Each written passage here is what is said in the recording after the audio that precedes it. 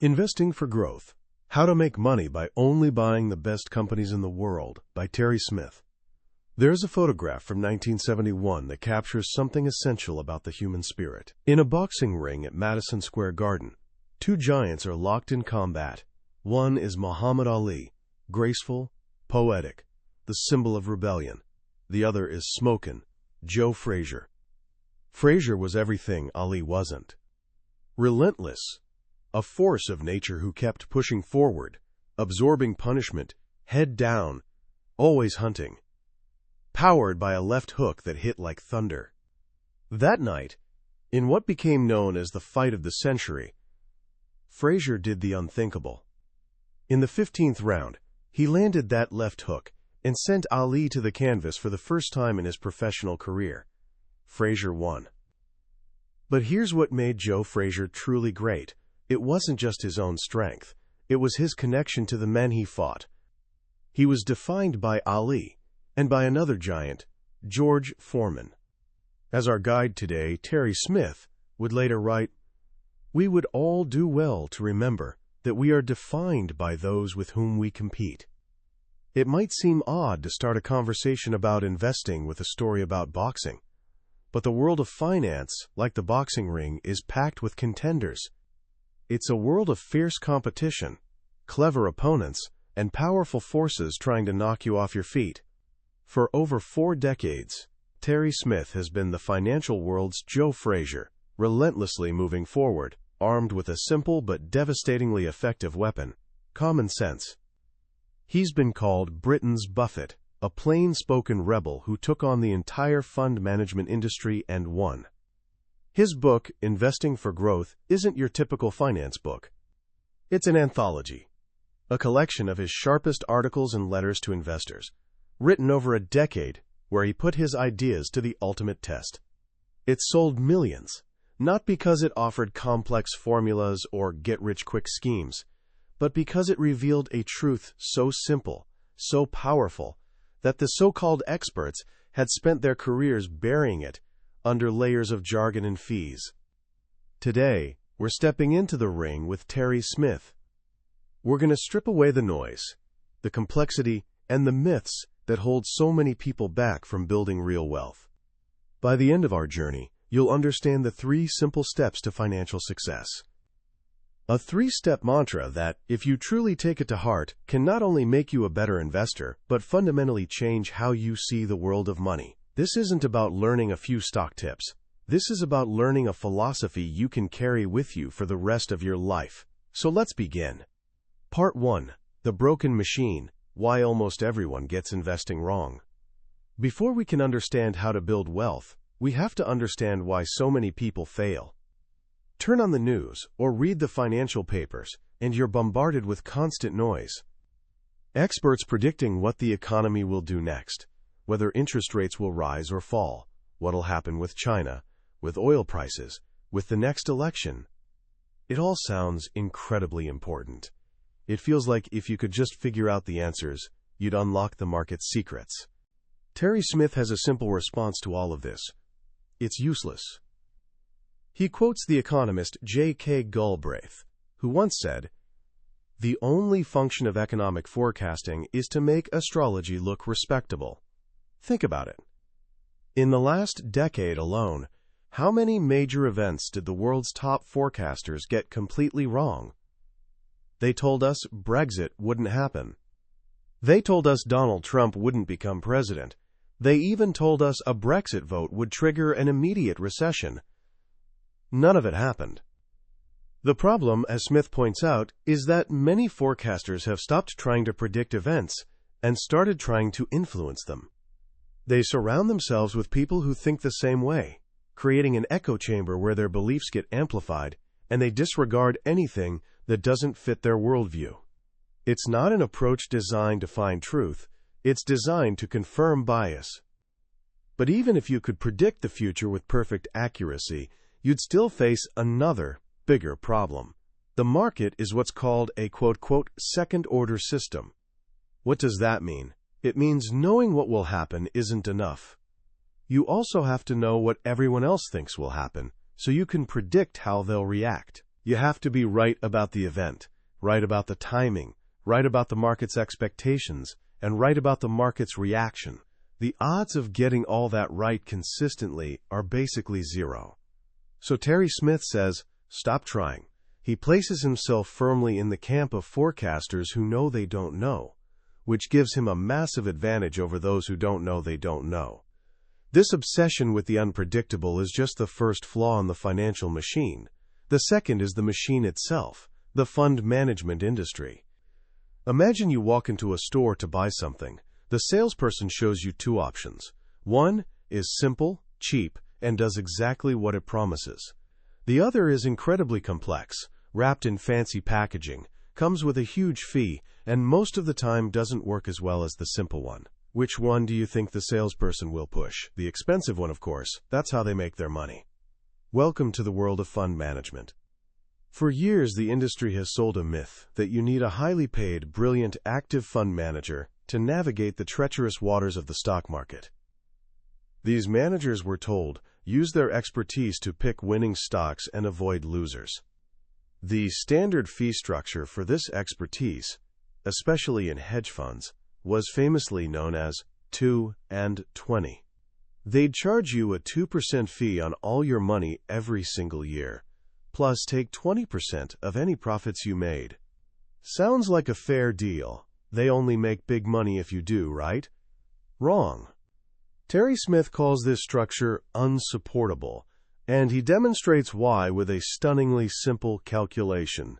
He asks us to imagine that the greatest investor of all time, Warren Buffett, had decided to run his company, Berkshire Hathaway, as a hedge fund charging 2 and 20. From 1965 to 2009, Buffett delivered legendary performance, turning a $1,000 investment into $4.3 million. An incredible result, but if he'd charged that standard hedge fund fee, of that $4.3 million, a staggering $4 million would have gone to him as the manager. You, the investor who put up all the capital and took all the risk, would have been left with just $300,000. And that's if your manager performed as well as Warren Buffett.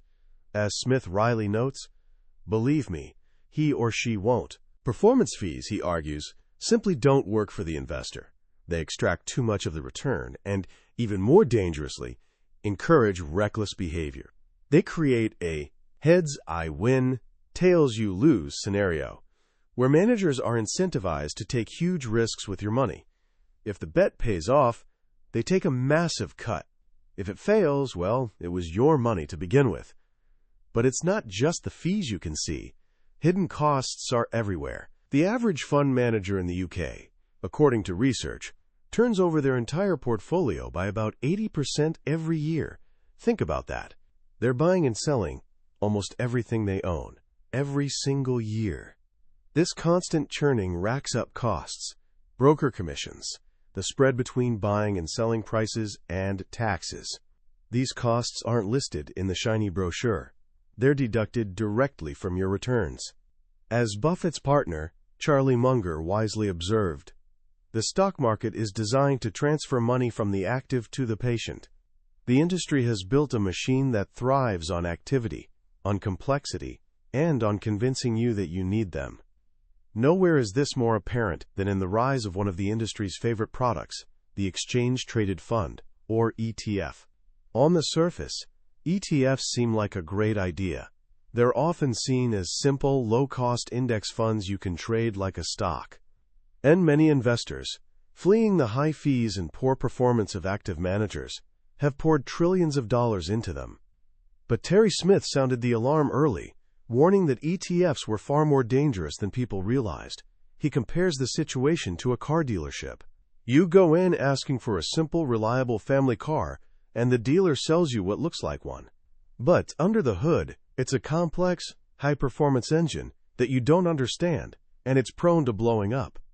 His first warning was about synthetic ETFs. You see, many investors assume that if you buy an ETF tracking, say the top 500 U.S. companies, the fund actually goes out and buys shares in all those companies. But with a synthetic ETF, it doesn't. Instead, it enters into a contract, called a swap, with a counterparty, usually a big investment bank.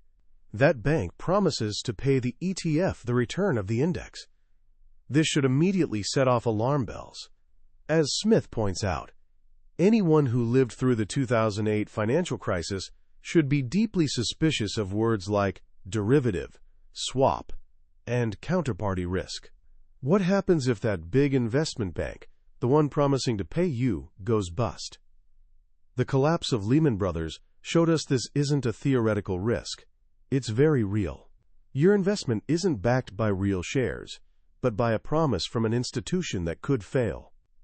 Then there are the leveraged and inverse ETFs, which he describes as day trading tools often misused by regular investors. These are funds designed to multiply the daily return of an index, or to bet against it.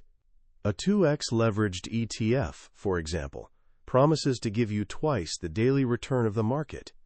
But here's the deadly catch Smith highlights. The returns are compounded daily. This creates bizarre and painful outcomes in a volatile market. He provides a simple table to illustrate. Imagine a market that goes up 25% one day, then down 28% the next, then up 14% on the third day. Over those 3 days, the index itself is up 3%. You might think your 2x leveraged ETF would be up around 6%, but because of daily compounding, it would actually be down 15%. You can be right about the market's direction over a week or a month and still lose a shocking amount of money. An inverse ETF, which bets against the market, can lose money even if the market goes down over a period. It's a trap, and Smith believes a huge proportion of investors have no idea these products can behave in such perverse ways. He paints a picture of an industry built on flawed incentives, hidden costs, and dangerously complex products. It's a machine designed to enrich the operators, not the investors. And caught in the middle of this machine is the average person, who makes things even worse through their own predictable, emotional mistakes. This brings us to the final and perhaps most painful part of the problem, us. We are our own worst enemies. The legendary American sprinter Michael Johnson once said, "The only one who can beat me is me." He meant it as a statement of confidence, but it reveals a deeper truth. So often we're defeated not by our opponents, but by our own psychology. This is especially true in investing. There's a classic goal in investing: buy low, sell high. It's called market timing. It sounds so simple, so logical. Who wouldn't want to get into the market at the bottom and sell at the top? The trouble is, all the evidence shows we do the exact opposite. Smith presents a chart that's both comical and tragic. It tracks the flow of money into and out of equity funds against stock market performance. And what it shows is a perfect pattern of terrible decisions. Money pours into funds after the market has gone up, as people chase past performance, desperate not to miss out. And money floods out of funds after the market has crashed, as people panic and sell at the bottom. We are, as a group, hardwired to buy high and sell low. We feel comforted by the crowd, like lemmings heading for a cliff, and we can't bear the lonely feeling of being a contrarian, buying when everyone else is terrified. And it's not just small amateur investors. Professionals are just as bad. Data shows that pension fund trustees, people managing billions of dollars, consistently fire fund managers after a period of poor performance and hire managers who've had a hot streak, often just as their fortunes are about to reverse. The damage this does to your returns is catastrophic. Smith highlights a study showing that if you'd invested $10,000 in the S&P 500 index for the decade, from 1994 to 2004, you would have ended up with over $31,000. But if you'd tried to time the market and just missed the 10 best days, only 1 day per year on average, your final amount would have been cut to less than $20,000. Miss the best 30 days, and you would have actually lost money. The vast majority of the market's long-term gains come in short, explosive bursts. If you're not in the market when they happen, you miss out. As Smith bluntly puts it, there are only 2 types of investors: those who know they can't make money from market timing, and those who don't know they can't. It's far safer, and far more profitable to be in the first camp. So this is the world Terry Smith saw. A world of flawed advice, crippling fees, dangerous products, and self-defeating human emotions. It's a broken machine.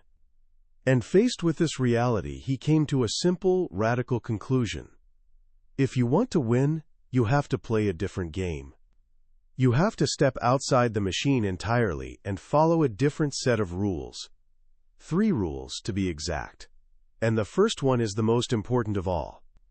Part 2. The First Commandment: Buy good companies. The foundation of Terry Smith's entire philosophy, the central pillar on which everything else rests, is this: only buy shares in good companies. It sounds blindingly obvious, doesn't it? Who would set out to buy shares in bad companies? And yet, as Smith points out with constant amazement, the vast majority of the investment world doesn't seem to prioritize this at all. They're obsessed with everything else: economic forecasts, what central banks are doing, regional allocations, and above all, whether a stock is cheap. Smith argues this is a profound mistake. He believes most fund managers invest in poor or average companies for one main reason: they hope something will change. They think a new management team will turn things around, or that an economic upswing will lift the company's fortunes, or that it'll get taken over.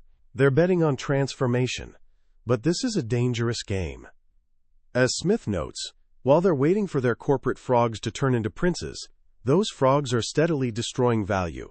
Time is the enemy of a mediocre business.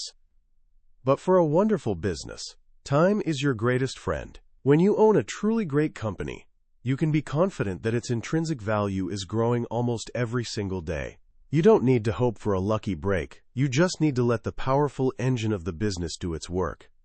So what exactly is a good company in Terry Smith's eyes? He has a very clear, data-driven definition, and it revolves around one key metric that he believes is the ultimate test of a business. It's a concept called return on capital employed, or ROCE. Now that might sound a little technical, but the idea is incredibly simple. Imagine you own a small bakery. The capital employed is everything you've invested to get it running: the oven, the mixing bowls, the shop front, the cash in the register. Let's say that's $100,000. At the end of the year, after all your costs, you've made a profit of $20,000. Your return on capital employed is 20%. For every dollar you put into the business, it generated 20 cents of profit. This, Smith argues, is the primary test of managerial performance. It tells you how effective a company is at turning its assets into profits. A company that can consistently generate a high ROCE, say 20 or 30%, is a value-creating machine. A company with a low ROCE, say 5%, is destroying value because that capital could be earning a better return almost anywhere else. To see this principle in action, we only need to look at one of the most famous business flameouts in recent British history: the collapse of Tesco, the supermarket giant. For years, Tesco was the darling of the stock market. Analysts loved it, investors flocked to it, and even the great Warren Buffett owned a huge stake. People constantly asked Terry Smith why he didn't own shares in this UK champion. His answer was simple. He'd looked at the numbers, and they told a terrifying story that almost everyone else was ignoring. He presents a chart that should be studied by every investor. It shows 2 lines during the celebrated leadership of its CEO, Sir Terry Leahy, from 1998 to 2011. The first line, tracking earnings per share, is exactly what investors wanted to see. It's a beautiful, steady climb from bottom left to top right. This number is what most analysts focus on. It seemed to prove the company was a roaring success. But the second line on the chart shows the return on capital employed. And that line tells the opposite story. It's a steady, relentless decline, falling from a healthy 19% down to a mediocre 10%. What did this mean? It meant that to generate that beautiful, rising earnings line, Tesco's management was pouring more and more capital into the business: new stores, international expansion, at ever lower rates of return. They were growing, but they were growing by becoming a worse business. They were destroying value even as their profits went up.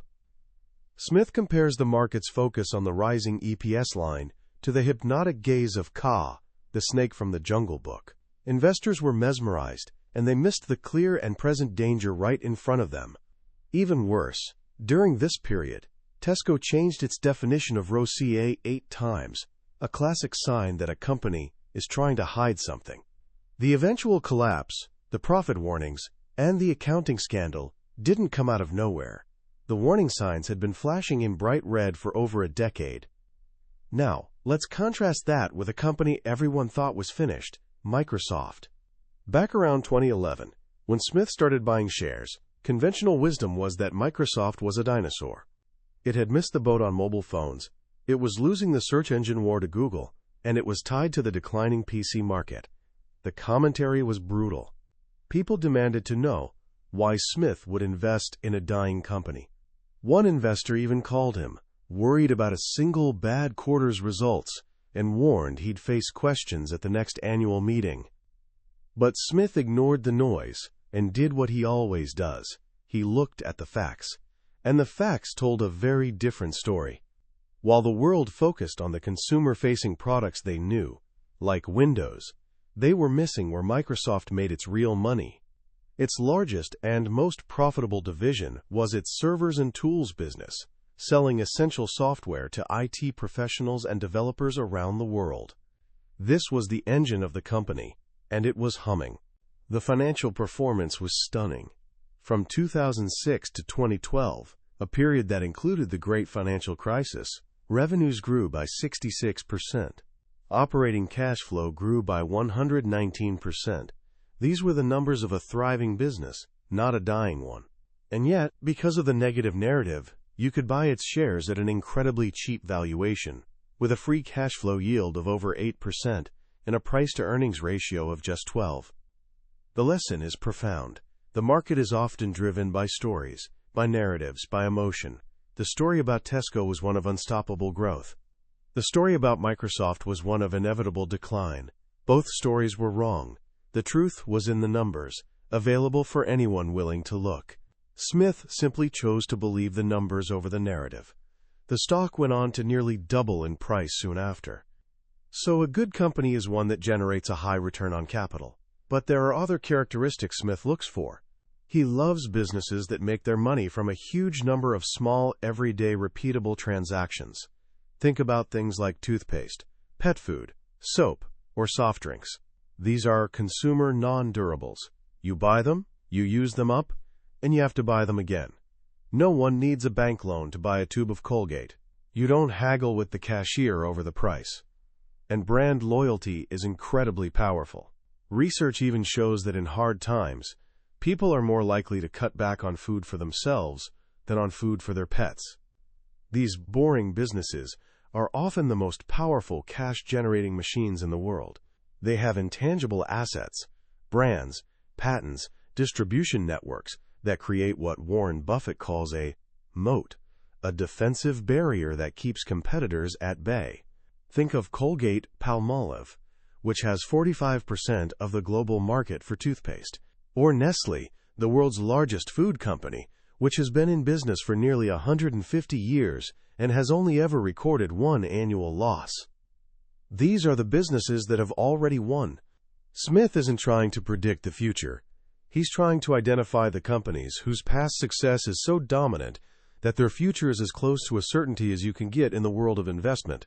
This is the first and most important step. Find these wonderful companies. But that's only half the battle, because even a wonderful company can be a bad investment if you make one critical mistake. Part 3. The Second Commandment. Don't overpay.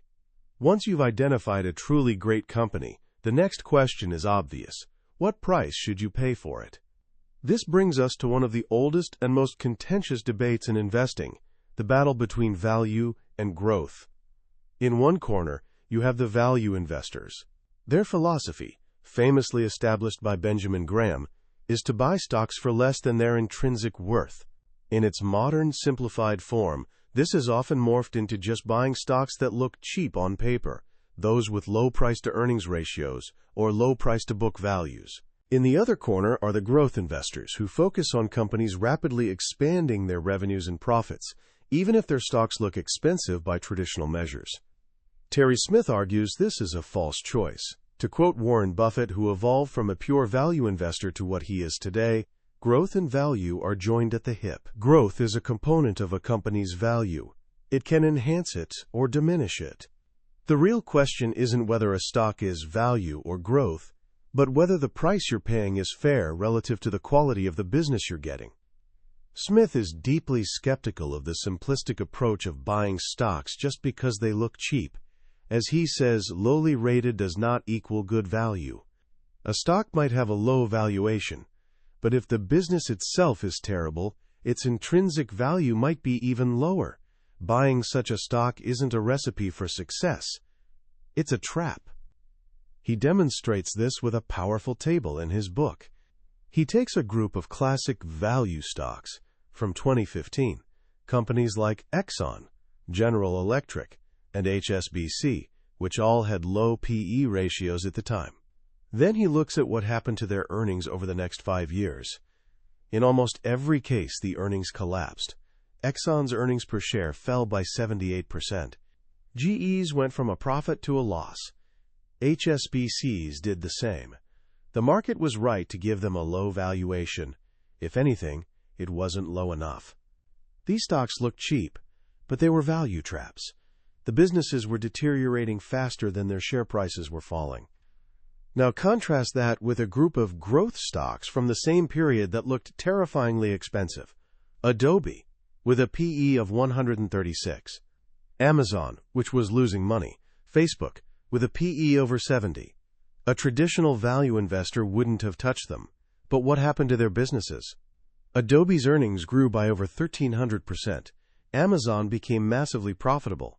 Facebook's earnings grew by 645%. Looking back, it's clear their high ratings were more than justified by the phenomenal growth that was to come.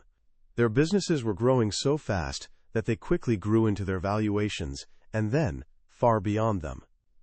This brings us to the core of Smith's argument on valuation, the almost magical power of compounding. Warren Buffett has called it the eighth wonder of the world, and Smith believes understanding its effects is essential to successful investing. He asks a simple question. If you have an investment that compounds at 10% per year, how long does it take to double your money? The answer isn't 10 years. Because of compounding, it's only 7. A 7% return will double your money in 10 years. Now, consider this. What's the difference between a 10% compound return and a 12.5% compound return over 30 years? It sounds like a small difference, just 2.5 percentage points. But the answer is staggering. That extra 2.5% per year will double your final capital.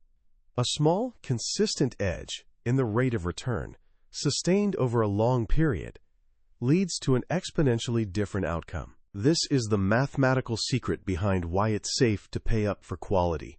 A truly wonderful company, one with a high and sustainable return on capital employed, is a compounding machine. Its intrinsic value is growing at a much faster rate than an average company, and that superior growth rate can justify a valuation that might seem eye-wateringly high to the untrained eye. To prove this, Smith performs a fascinating historical experiment. He looks back to the year 1973 and analyzes a group of high-quality consumer goods companies like L'Oreal, Colgate, and Coca-Cola. He asks, what price-to-earnings ratio could you have paid for these stocks back in 1973 and still have beaten the return of the overall market index over the next 46 years? The results are mind-blowing. The market index at the time had a P/E ratio of around 19, but for Coca-Cola, you could have paid a P/E of 63 and still beaten the market. For Colgate, you could have paid a P/E of 126. And for the cosmetics giant L'Oreal, you could have paid an astronomical P/E ratio of 281, and you still would have come out ahead.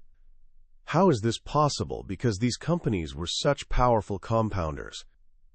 Their ability to consistently grow their earnings and reinvest them at high rates of return created so much value over the long run that even a ridiculously high starting valuation was eventually overwhelmed.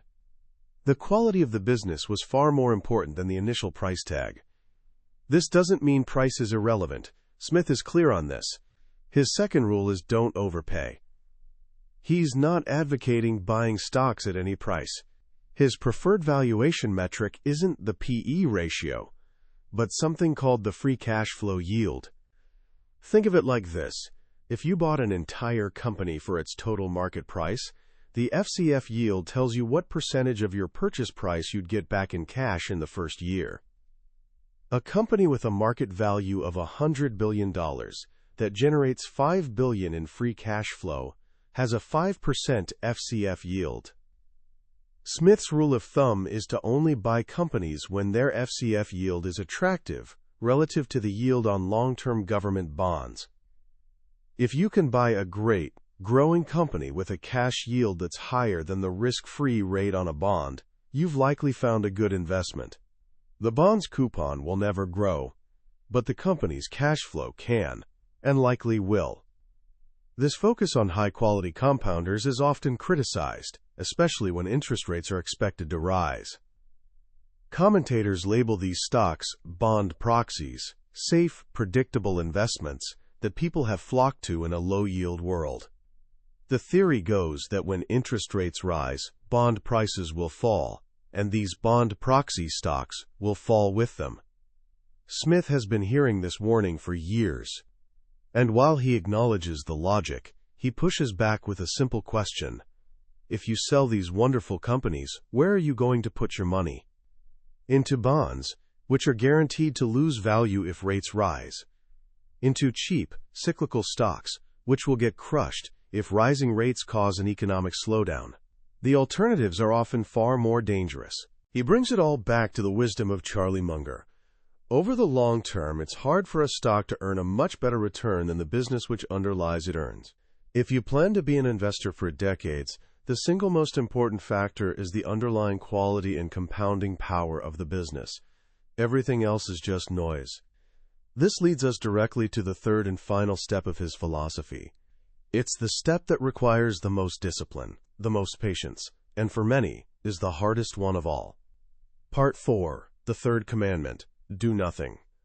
Once you've bought shares in a portfolio of wonderful companies at fair prices, what do you do next?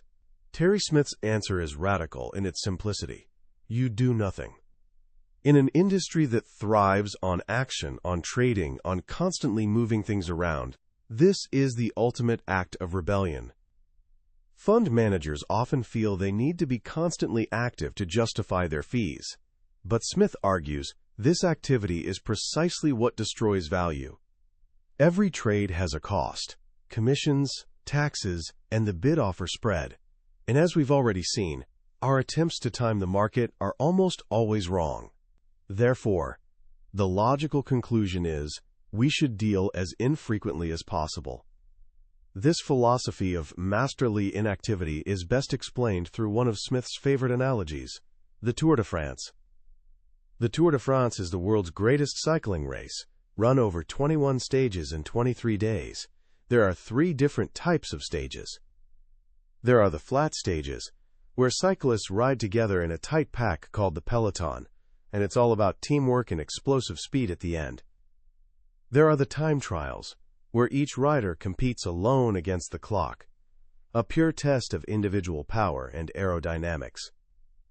And then there are the brutal mountain stages, lung-busting climbs that test endurance to its absolute limit.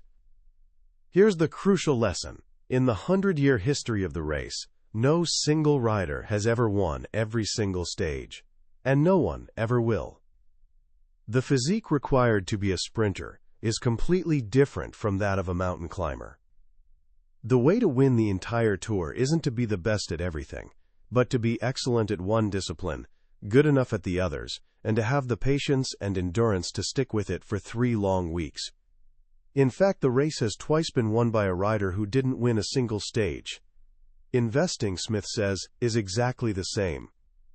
Searching for a fund manager or a strategy that can outperform the market in every single quarter, in every type of market condition, is as pointless as looking for a cyclist who can win both the sprints and the mountain climbs. It doesn't exist.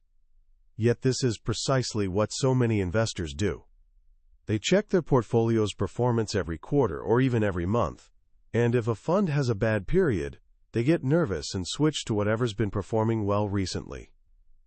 This is like a cycling team manager firing his best time trialist because he had a bad day in the mountains, only to watch him win the next time trial for a rival team. The fundsmith strategy is designed to perform well in bear markets and may struggle to keep pace in raging bull markets, much like a climber excels in the mountains but might get left behind in a flat sprint. The goal isn't to win every stage. The goal is to win the tour. It's a test of endurance, and the winner is the investor who finds a good strategy and has the discipline to stick with it over the full economic cycle. This means you have to learn to run your winners. Too often, investors have a good stock that goes up, and their first instinct is to take a profit. Smith argues this is usually a mistake. If an investment has a profit, it might be a sign you own a share in a wonderful business that's worth holding on to for a very long time. Conversely, we're all prone to holding on to our losers, hoping they'll get back to the price we paid for them. This is the opposite of what a good gardener does. A gardener nurtures the flowers and pulls up the weeds, not the other way around. Smith's best-performing stock since his fund's inception was Domino's Pizza, which returned over 600%. It's a perfect example of his philosophy. It's not an obscure, esoteric company no one had ever heard of. It's an obvious business. It's a franchisor, which is a fantastic business model because the franchisees put up most of the capital. The parent company just collects a royalty on sales generated by other people's money, an incredibly high-return business. And most importantly, they focused relentlessly on what mattered, the food. In 2009, they famously launched an advertising campaign admitting their pizza wasn't very good, publishing customer critiques like, "The crust tastes like cardboard. You only do something that honest if you're serious about changing." And they did. The shares went from $8.50 to $68. Holding on to a stock like that, through all the ups and downs, requires a different mindset. It requires you to bet on the business, not the stock price. To explain this, Smith tells the story of Alex Bird, a legendary professional gambler in the UK. Bird made his fortune by betting on horse races after they had finished. In his day, photo finishes weren't digital. It took several minutes to develop the film to see which horse had won.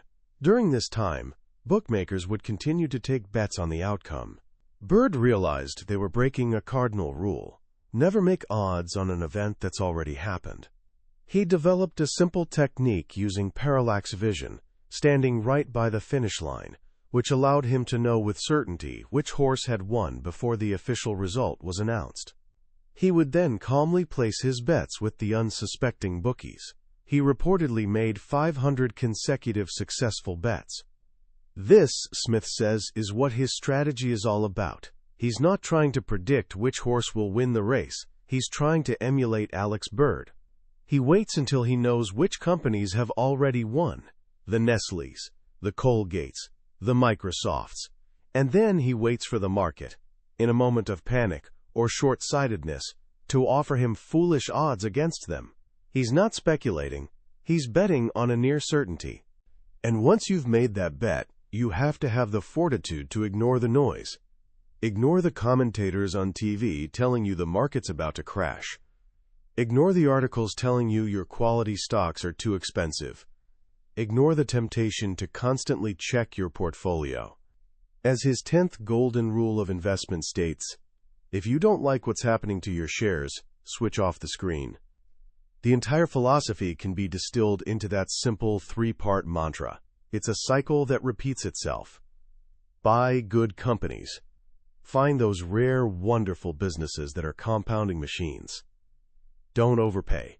Have the discipline to wait for a fair price, understanding that the quality of the business is what matters most in the long run. And then, do nothing. Let the power of compounding do the heavy lifting for you. Have the patience of a marathon runner, not the frantic energy of a sprinter. Let time be your friend. It's a philosophy that's simple, but not easy. It requires discipline, patience, and a deep-seated refusal to get caught up in the madness of the crowd. But as Terry Smith has demonstrated over a decade of spectacular results, it's a philosophy that works. When you finish a book like Investing for Growth, you're left with a feeling that's both liberating and a little bit unsettling. It's liberating because Terry Smith has given us a map to a destination we all want to reach, financial security, and that map is incredibly simple. It doesn't require a PhD in economics or a supercomputer in your basement. It requires just 3 common-sense steps. But it's unsettling for the same reason. If it's really that simple, why isn't everyone doing it? Why does the entire financial industry seem built on the exact opposite principles? On complexity, on frantic activity, on short-term speculation? I think the answer lies in a fundamental truth about human nature. We're drawn to complexity because we believe it signals sophistication. We're drawn to action because it makes us feel in control, and we're drawn to the crowd because it makes us feel safe. Terry Smith's philosophy requires us to fight against all those instincts. It requires us to embrace simplicity, to practice patience, and to have the courage to stand alone. The most powerful lesson I take from this collection of writings is the profound difference between a business and a stock price. The stock market is a chaotic, emotional, often irrational place. It's a whirlwind of fear and greed, of headlines and rumors. But a business, a great business, is something else entirely. A great business is an engine. It takes in capital, applies human ingenuity, and produces something of value for its customers, and in doing so, generates profits and cash for its owners. Day after day, year after year, the stock price will dance and flicker, but the engine of the business just keeps running. The secret Terry Smith has unlocked is to stop watching the flickering lights of the stock market and focus entirely on the quality of the engine. Is it efficient? Is it durable? Can it run for a very, very long time without breaking down? If you can get that part right, the stock price will eventually take care of itself. So how can you apply this wisdom in your own life, starting today? First, take a look at any investments you might have, or that your family might have. Ask a simple question for each one. Is this a truly great company? Do I understand how it makes money? Does it have a high return on capital? Would I be happy to own this business for the next 10, 20, or even 30 years? If the answer is no, ask yourself why you own it. Are you betting on a lucky break? Are you hoping a frog turns into a prince? Second, become ruthlessly aware of costs. Go and find out what fees you're paying for any investment product you own. Not just the headline fee, but the total cost, including the hidden costs of trading. Costs are like a leak in a bucket. It might seem small, but over a lifetime of saving, it can drain away a shocking amount of your wealth. Minimizing costs is one of the few things in investing you have complete control over. And finally, practice the art of doing nothing. This might be the hardest part. The world will scream at you to do something.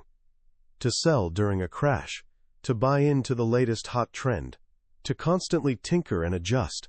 Have the discipline to resist. Make a commitment to check your investments less frequently. Once a year is plenty. Trust in the power of the great businesses you own and let them do the work for you. That was a summary of Investing for Growth by Terry Smith. We've journeyed through the core of his philosophy today, but I have to be honest with you. A summary can only ever show you the map. The real adventure begins when you decide to take the journey yourself. There's a certain magic that happens when you read a book like this. A specific story, a particular phrase that connects with you in a way you didn't see coming. This summary is your compass, designed to help you decide if this is a path worth walking. If anything we've talked about has sparked something in you, I truly encourage you to pick up a copy. Reading it isn't just about learning. It's an experience that can genuinely rewire how you think about building wealth for a lifetime. The link to the book is in the description below. Also, if this journey through Terry Smith's wisdom has been valuable to you, please take a moment to click that like button and subscribe to the channel. That way, you won't miss our next exploration into another life-changing book from the billionaire's bookshelf. Let's continue to learn and grow together.